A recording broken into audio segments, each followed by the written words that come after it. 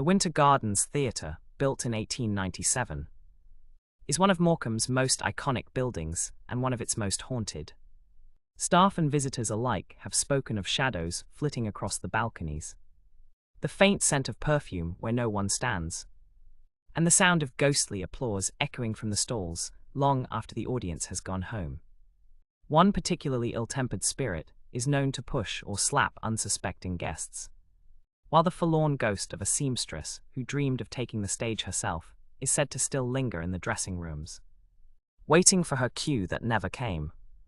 Few places in Lancashire are as steeped in tragedy as Samlesbury Hall. The most famous of its spectral residents is Dorothy Southworth, the so-called White Lady of Samlesbury. Legend tells of a forbidden romance, a tragic betrayal, and a broken heart that refuses to rest. Drivers on the nearby A677 have reported seeing her pale figure gliding across the road before vanishing into the night. Inside the hall, guests have spoken of unseen hands brushing against them, distant footsteps echoing through empty corridors, and cold draughts that seem to follow you from room to room. Standing tall over East Lancashire, Pendle Hill looms with an unsettling presence. It was here that the infamous Pendle witch trials began in 1612, when 12 locals were accused of witchcraft and 10 were sentenced to death by hanging. Their spirits, it's said, return to the hill and still roam the grass banks to this very night. Visitors have reported seeing ghostly figures on moonlit nights, hearing whispers carried on the wind, and feeling as though they're being watched from the mist.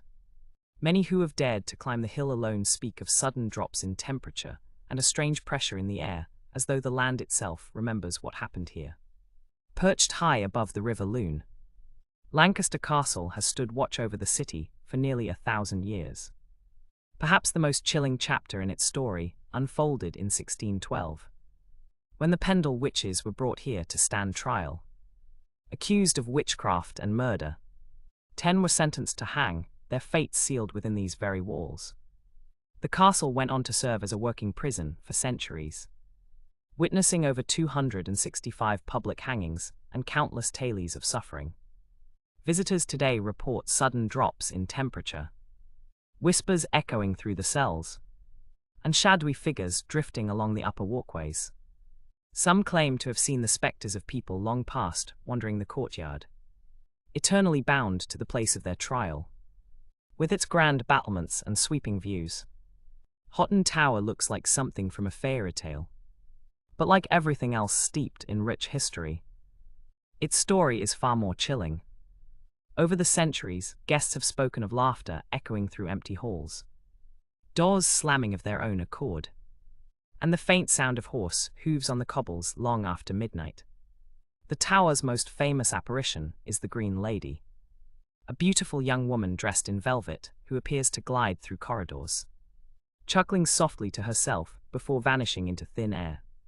Staff keep a ghost log to record every unexplained event. Just a quick drive down the road sits the Mercure Duncanhalgh Hotel and Spa in Accrington. The hotel's most famous spirit is Lucette, a young French governess who once worked here centuries ago. Legend has it she fell in love with a visiting officer one Christmas, believing his promises of marriage. When she discovered his betrayal, her heartbreak turned fatal, and she threw herself from a nearby bridge into the freezing river below. Ever since, her ghost has been seen wandering the corridors in a white winding sheet, her sorrowful figure drifting past guests' doorways and disappearing into thin air. Some say she only returns on Christmas Eve, but others swear they've caught glimpses of her all year round, especially when the halls fall quiet and the lights begin to flicker.